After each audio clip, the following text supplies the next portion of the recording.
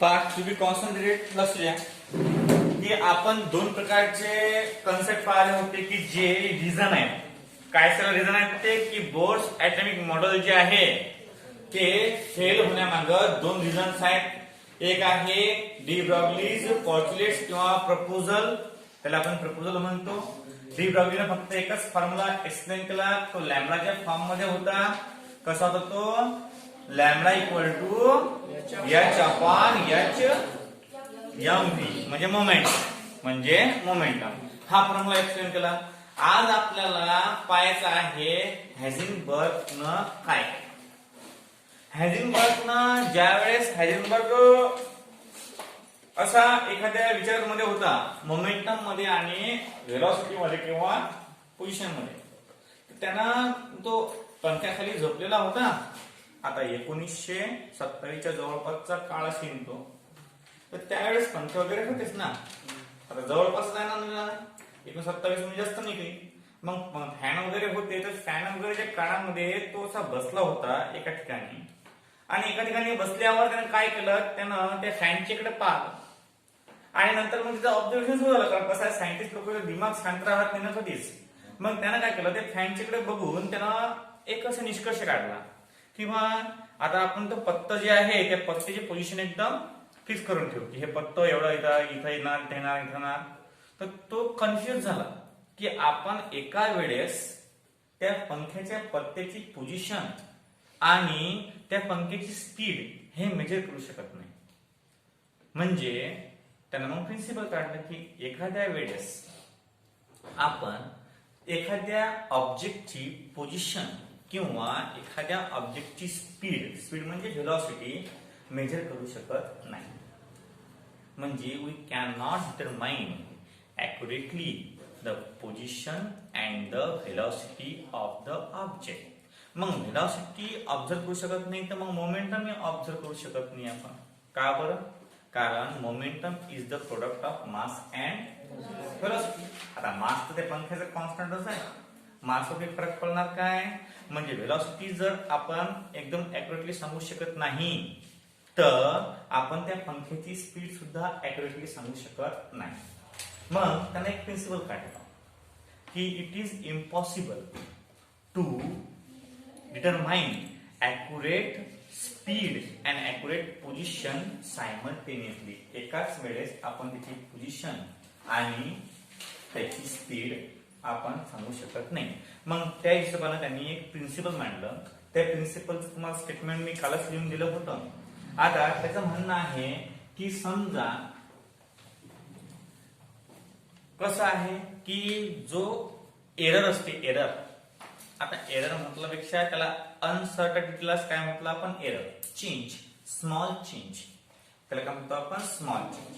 आता चेंज आपण काय करतो, समजा एखादी गोष्ट चेंज होत असेल तर आपण त्याला डेल्टा देतो.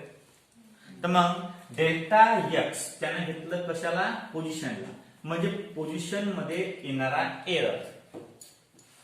आणि डेल्टा पी म्हणजे मोमेंटम मध्ये येणारा एरर.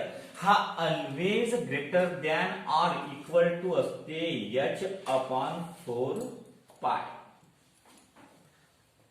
हा ऑलवेज काय असते? ग्रेटर असते एच अपॉन 4 पाय. आता चेंज कसा? समजा एखादा कंपाऊंड आहे, तो 99% प्युअर आहे आणि 1% इम्प्युअर आहे. जो 1% इम्प्युअर आहे ना, त्याला म्हणतात एरर इन दॅट सॉल्युशन और इन दॅट सॉल्वंट. एरर म्हणजे समजा आपल्याला 100% पाहिजे आणि आपण 80% वर खुश झालो. Just like a gold. गोल्डचे जे ऑर्नामेंट्स आहेत ते ऑर्नामेंट्स काय असतात? फक्त 80% प्युअर असतात. We cannot wear the ornament of 100% pure. जर सोनं जर आपण 100% प्युअर घालू शकत नाही. का बरं? It is very flexible.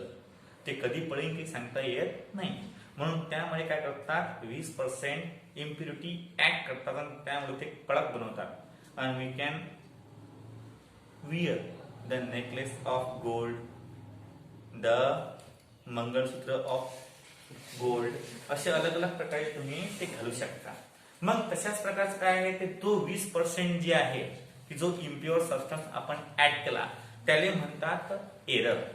त्याला काय म्हणतात? एरर. आणि त्याला म्हणतात अनसर्टनिटी. त्याला काय म्हणतात? अनसर्टनिटी.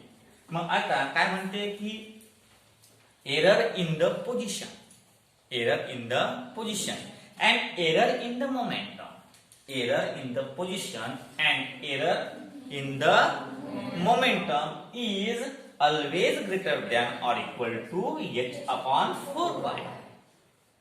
आता कधी कधी तुम्हाला काय करतात ते की हा जो मोमेंटम आहे, वी ऑल नो दॅट, तुम्हाला सर्वांनाच माहित आहे. काय माहित आहे?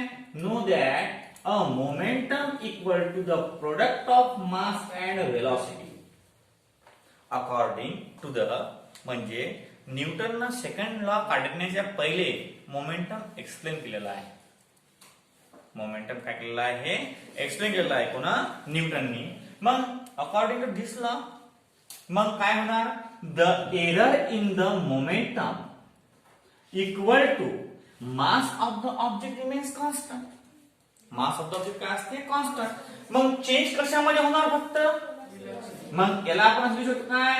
M into change in velocity किंवा एरर इन द व्हेलॉसिटी.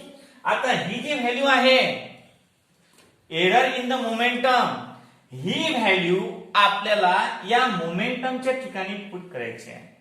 म्हणजे काय ना ते, therefore the first equation implies that delta x dot m into delta v is greater than or equal to h upon 4 pi, and therefore that implies delta x delta v is greater than or equal to h upon 4 pi em. This is the another form of the Heisenberg uncertainty principle. हा पहिला form, हा दुसरा form, अजून तिसरा आहे की जो तुम्हाला कधी कधी विचारू शकता. कसा आहे तो? Therefore delta x plus delta v greater than or equal to h cross upon 2 pi किंवा 2m, where since h cross equal to h upon 2 pi, h cross ची किंमत काय असते? h upon 2 pi. जर का मल्टिप्लाय केला आपण h ठेवला इथं, तर हे इक्वेशन येतं. हे झालं third form of the Heisenberg uncertainty principle. आता आपल्याला फोर्थ पार्ट पाहायचा आहे की फोर्थ कसा पाहायचा. लक्ष द्या आता. देअरफॉर मग आपण याला सुद्धा असं लिहू शकतो, delta x into delta v is greater than or equal to h upon किंवा एच डेल्टा पी म्हणून, delta p equal to h cross upon 2. पहा बरं, एच क्रॉस ची किंमत ठेवून द्या इथं, तर काय येते? ठेवून पहा बरं, एच क्रॉस म्हणजे एच अपॉन 2 पाय आणि अपॉन 2, हा 2 जणा वरती इक्वल टू काय ना एच अपॉन 4 पाय. रिझल्टंट तेच आहे. पण हा झाला कोणता फॉर्म? चौथा फॉर्म. फक्त लक्षात ठेवायचं आहे की याला आपण 4 फॉर्म मध्ये कन्वर्ट करू शकतो. नंबर फर्स्ट जे जनरल आहे ते आपण, नंतर सेकंड मोमेंटमच्या ठिकाणी आपण व्हेलॉसिटी सुद्धा घेऊ शकतो. नंतर थर्ड या एच च्या ठिकाणी एच क्रॉस सुद्धा घेऊ शकतो. एच क्रॉस, आता एच क्रॉस ची किंमत काय घेतली? एच अपॉन 2 पाय. आणि आपण हे इक्वेशन या फॉर्म मध्ये एच क्रॉसच्या फॉर्म सुद्धा लिहू शकतो. अशा प्रकारे आपल्याला करता येईल. आता एच अपॉन 2 पाय ची किंमत ही सुद्धा कॉन्स्टंटच आहे, कारण H is a plank constant and 2 पाय वी ऑल नो दॅट, कारण तुम्ही एरिया ऑफ सर्कल काढलेलाच आहे. तर 2π तुम्हाला सांगायची गरज नाही. 2π किती असते, 4π किती असते, कसं असते, कारण मी मागच्या वेळेस मेन्स्ट्रुएशन मध्ये पाहिलेलंच आहे. एरिया ऑफ स्पियर, एरिया काय म्हणतात, क्यूब ऑफ स्पियर, अजून व्हॉल्यूम ऑफ क्यूब वगैरे वगैरे ते फॉर्म्युले पाहिले, पण ते 4π 2π येतेच. हा, मग अशा प्रकारे हे 4 फॉर्म आहेत. कशाचे? हे आहेत हायझेनबर्ग अनसर्टनिटी प्रिन्सिपलचे. आता इथे टर्म व्हेअर, यातले टर्म कोणकोणते आहेत, हेडिंग द्यायचं राहिलं तर आपला तुम्ही, मग हेडिंग चांगल्या प्रकारे एकदम सुवाच्य अक्षरात हायझेनबर्ग अनसर्टेनिटी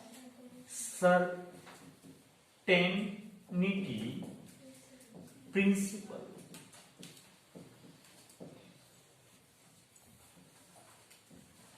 जमलं. मग हा पहिला form, it cannot be determined, we cannot be determine accurately the position and the momentum simultaneously. हा झाला याचा कन्सेप्ट. नंतर मग हा जो डेल्टा एक्स आहे, डेल्टा एक्स काय आहे, डेल्टा एक्स आहे error in the position, error in the position म्हणजे प्युअर किती आहे आणि त्यामध्ये मिलावट किती आहे ते आहे एरर. त्याला काय म्हणतात, एरर. नंतर error in the momentum is always greater than h upon 4π, where delta x is the error किंवा uncertainty in the mass. Error or uncertainty in position, mass नाही पोझिशन. नंतर delta p error or uncertainty in momentum. नंतर delta v error or uncertainty in velocity. आणि नंतर delta काहीच नाही, नंतर h is the Planck constant आणि नंतर m is the mass of the object. हे कन्सेप्ट आहे. आता अशा प्रकारे याचे 4 फॉर्म आहेत आणि या 4 फॉर्म वर कोणत्याही प्रकारे तुम्हाला प्रॉब्लेम येऊ शकतात. त्या प्रॉब्लेमचे 3-4 टाइप्स आहेत. तर आपण आज 2-3 टाइप पाहू आणि उद्या 1-2 टाइप पाहू प्रॉब्लेमचे. अशा प्रकारे 1 2 3 4 1 form, second form, third form and fourth form. या फोर्थ फॉर्म वर डिपेंड आहे तुमची IIT, नीट, जेईई मेन, सीईटी वगैरे वगैरे. लिहून पहिला प्रॉब्लेम लिहा.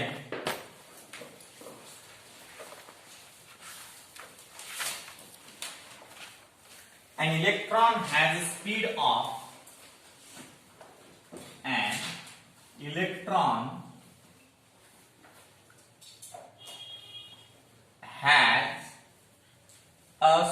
speed of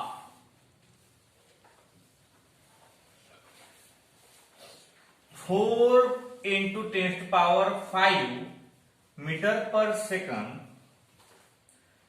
if its velocity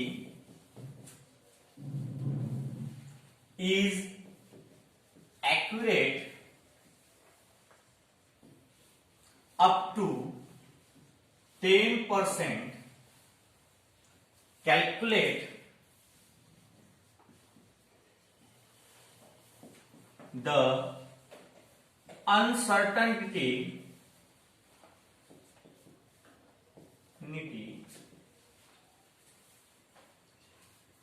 or error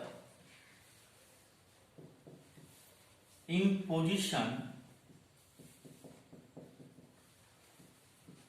of the electron.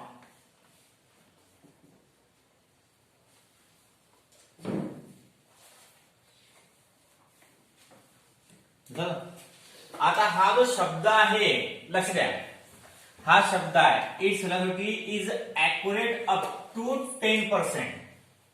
आता याचा अर्थ काय होणार? काही मुलं म्हणतील सर याचा अर्थ होते, सर याचा अर्थ काय होते? याचा अर्थ होते की ऍक्युरेट आहे 10%, 90% काय आहे एरर त्यामध्ये आहे. काय म्हणतील की हे 10% फक्त प्युअर आहे, 90% पण तसं नाही आहे, तसं नाही आहे. शब्दाचा पाठ काय? If its velocity is accurate up to 10%, म्हणजे 10% पर्यंत ते खराब आहे आणि 10% नंतर ते चांगलं आहे. ऍक्युरसी म्हणजे 10% कायला एरर झाला, कायला एरर. शब्दामध्ये फक्त लक्षात ठेवा, electron has a speed of 4 × 10⁵ metre per second. If its velocity is accurate up to 10%, accurate up to 10% आलं म्हणजे त्यामध्ये 10% एरर आहे. हे माइंड मध्ये फिट करून ठेवा. ऍक्युरेट अप टू 10% आलं म्हणजे त्याच्यामध्ये 10% एरर आहे. मग therefore error in velocity equal to error in velocity equal to काय देवा? Error in velocity 10% of 4 × 10⁵ metre per second. कोणते 10% याचे. मग काय ना ते equal to 10/100 × 4 × 10⁵ metre per second. 0 काय झाला? कट. हा काय झाला? 1/10 × 4 × 10⁵ metre per second.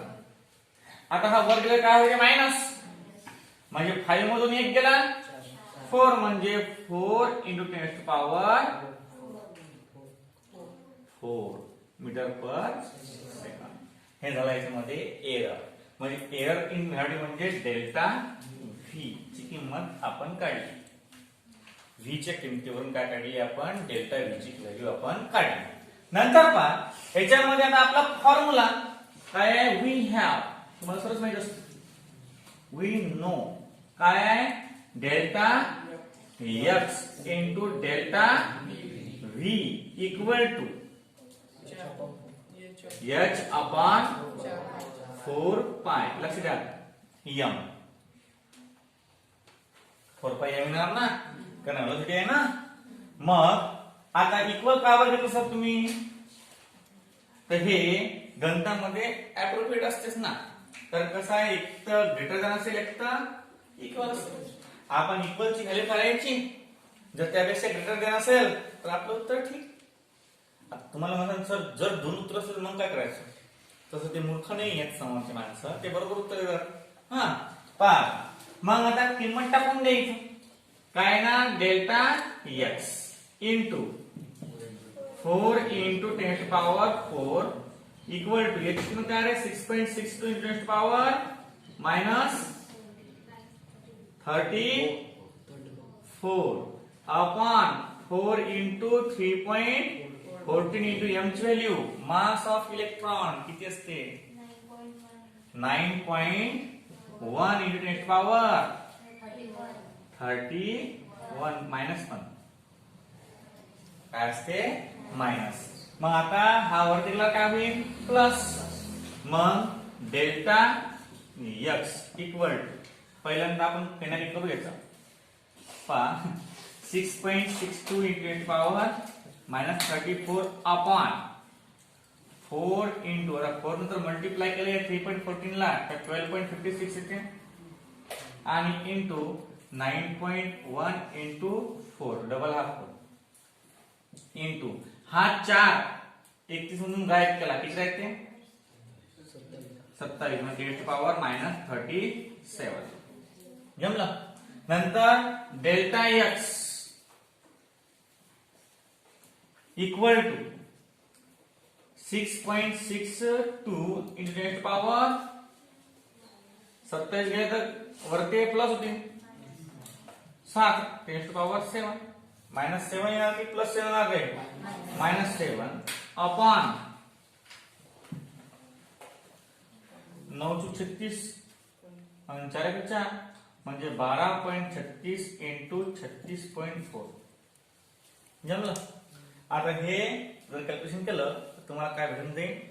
Error in the position. बरं, काढून पाहू मग. डेल्टा एक्स इक्वल टू गणित लिहायला 6.62. आता 6.62 म्हटल्यापेक्षा याला मी काय म्हणतो 662 0 10 पॉवर काय ना -10 घेऊ ना, कारण तीन अंकाचा गणना पण शून्याला आहे. मग 10 पॉवर 10 अपॉन 12.56 into 36.4. 66 च्या 2 मध्ये लॉग करायचा आहे. 66 च्या 2 मध्ये लॉग करायचा आहे. 66 च्या 2 मध्ये लॉग कोण काढते रे बा? 66 च्या 82 0 जमला.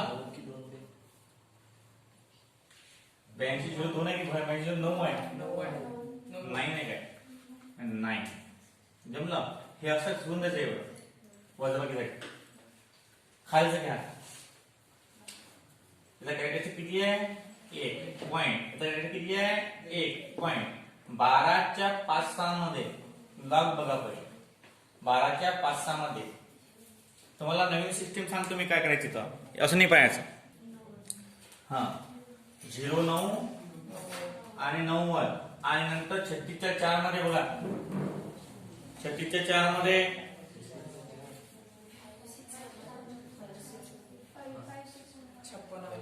56 11 करा दो.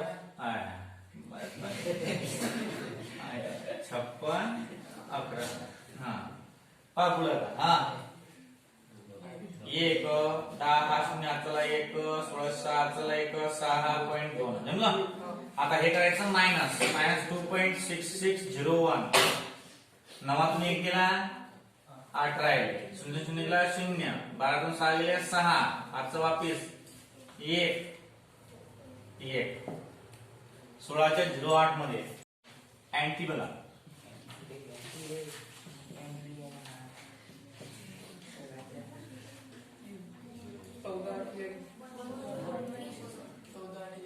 चौदा 48 पॉइंट 10 to power किती -3 हा. आता delta x equal to 1.448 10 to power -9 आणि -9 असलं की नॅनोमीटरची किती काय असते?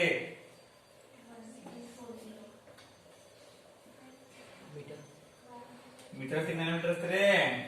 Delta x position 1.448 nanometre. It is the position of an object. एवढा एरर असेल एवढ्या लेंथनं तो काय होईल? थोडासा सरकेल. एवढ्या अशा प्रकारे गणित आहे. लक्ष द्या. आता डबल एक वेळ रिवाइज करतो.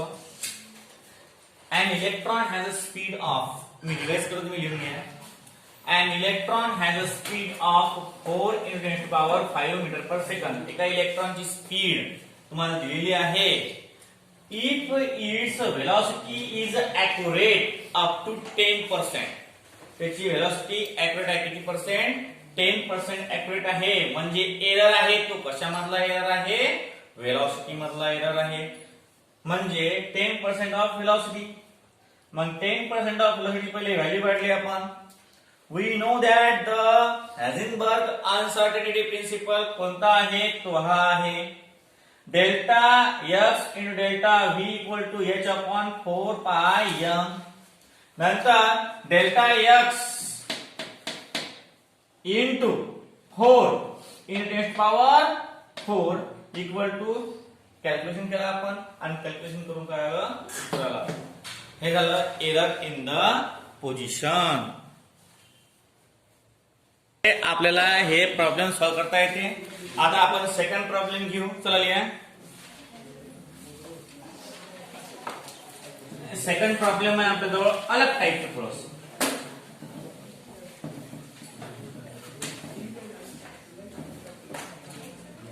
अजून थोडंसं 10-15 minute.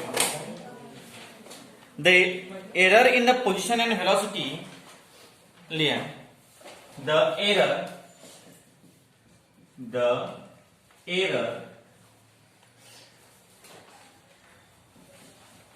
in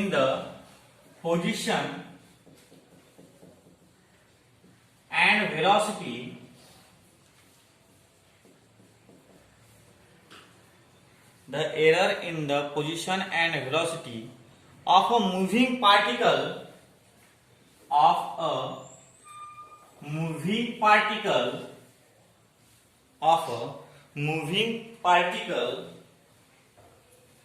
the position and velocity of a moving particle are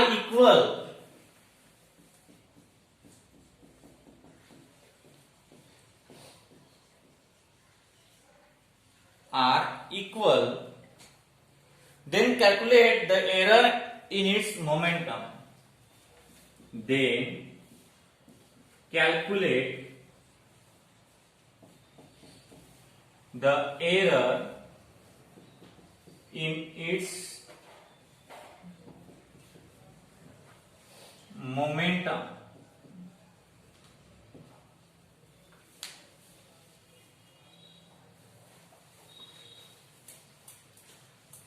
तो टर्म काय दिसते आपल्याला. Delta x equal to delta v दिलेला तुम्हाला आहे की नाही. मग आपण किंमत काढायची आहे आपल्याला. तर ह्याची पहिले व्हेलॉसिटीची. मग व्हेलॉसिटीची व्हॅल्यू आपल्याला मोमेंटमच्या फॉर्म्युल्यामुळे पुट करायची आहे. आलं दुसरं काहीच नाहीये. मग पहा आता आपल्याला फॉर्म्युला काय आहे. वी हॅव काय formula. Delta x into delta v equal to h upon 4 pi M आहे ना. मग इथं आपण पोझिशन ठिकाणी व्ही ची किंमत लिहू शकतो. म्हणजे काय ना सांगा बरं. Delta v into delta v equal to h upon 4 pi m. म्हणजे delta v square equal to h upon 4 pi m. Taking square root delta v equal to काय ना रूट ऑफ एच अपॉन 4 पाय 4 pi M. जमलं. आता नाव कसं 4 पायची काही 100 मध्ये असतात. 4 ची 2 निघते भाई. तुला टाइम आहे त्या टाइम आहे. नाव momentum change in momentum equal to काय असते m into change in velocity. मग change in momentum equal to m into root of h upon 4 pi m. मग सर्वांना स्पेशल रूट देऊन द्यायला.